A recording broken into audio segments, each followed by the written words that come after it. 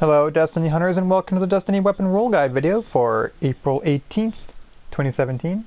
Let's see what's worth buying in the tower. Sadly there are no S tier weapons this week, but we do have an A tier weapon in the 44 Curtain Call from the Crucible Quartermaster.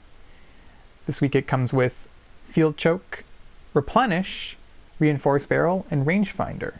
I talked about Rangefinder not being too much of a problem on the Curtain Call due to its high equip speed, and this weapon will get to max range with Reinforced Barrel and Field Choke. Replenish. This weapon's magazine will be refilled whenever you unleash your super. And that includes when you self-res and switch to the shotgun while dead. Sadly, this is the only decent weapon for sale this week, and it only goes downhill from here.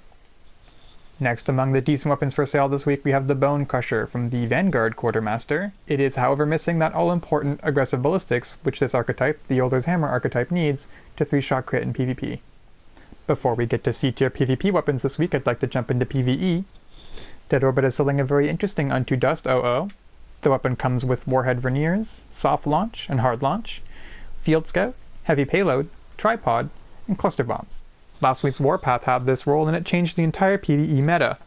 This rocket has the same role but is faster firing and has a faster reload speed. The lower blast radius isn't that large of a concern for PvE bosses, which are largely stationary. This weapon will get a max of 8 rockets on a Warlock or Titan with a chest piece, or 7 rockets with a Hunter, and Heavy Boots. If you're missing a Dark Drinker or a Sleeper Simulant, this type of rocket can more than do the job. A decent PvE scout this week comes in the Wounded from the Future War Cult vendor, which comes with Crowd Control, Hammer Forged, High Caliber rounds, Full Auto, and MD Reflex. With Crowd Control active, you'll be able to one-shot the Shanks in the Wrath of the Machine raid while it's active. However, the Wounded will not outdo the consistency of the Burning Eye Scout Rifle from the Trials of Osiris, which has been shown to do a great deal of damage to the Shanks in the Wrath of the Machine raid. As well, it will not outperform the 2 new Scout Rifles also in this archetype, the Hung Jury archetype, which have returned from the previous raids with elemental damage. Those elemental Scout Rifles include the Fang of Your Ute and the Vision of Confluence. This weapon has a lot of competition for PvE Scout Rifles, but if you're looking for a good starting Scout Rifle and are missing that Hung Jury, this is a decent start. Moving right along to what I consider the B tier rolls for this week, we have the Extremophile from the Dead Orbit vendor.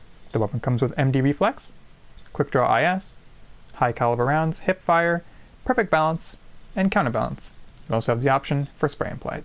This type of auto rifle was boosted in the range buff. This week's roll will feel very consistent at those mid-ranges, especially with high cal to help with those gunfights. An alternative to the Extremophile this week is the Continental from the Vanguard Quartermaster. It comes with Steady Hand IS, Battle Runner, Braced Frame, and Hidden Hand. It is missing Counterbalance, but if you're a fan of this type of auto rifle, it does have Braced Frame to help with that stability, so it should not be completely overlooked.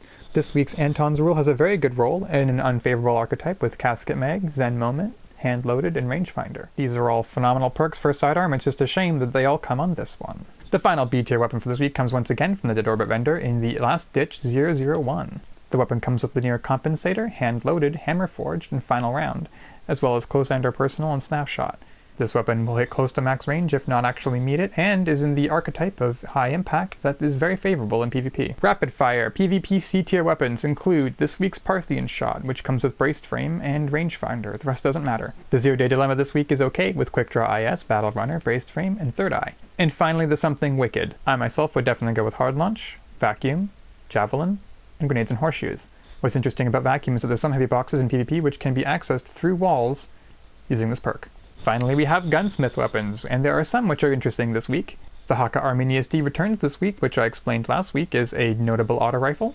As well, the SUROS PDX-45, which is in the archetype of the best pulse rifles in the game at the moment. The SUROS PDX-45 fits in the Hawksaw archetype, the Blind Perdition archetype, the Aegis of the Reef, alongside many other classics. If you're missing a pulse rifle like this, be sure to pick this one up this week. And be sure to make sure that you're rank 3 so that you can access all 3 rolls through the coming weeks so that you don't miss out on any potential perk rolls. So nothing too amazing this week apart from the PDX and the Curtain Call and the PvE Unto Dust. I've been Nerisaren, and enjoy the Wrath of the Machine.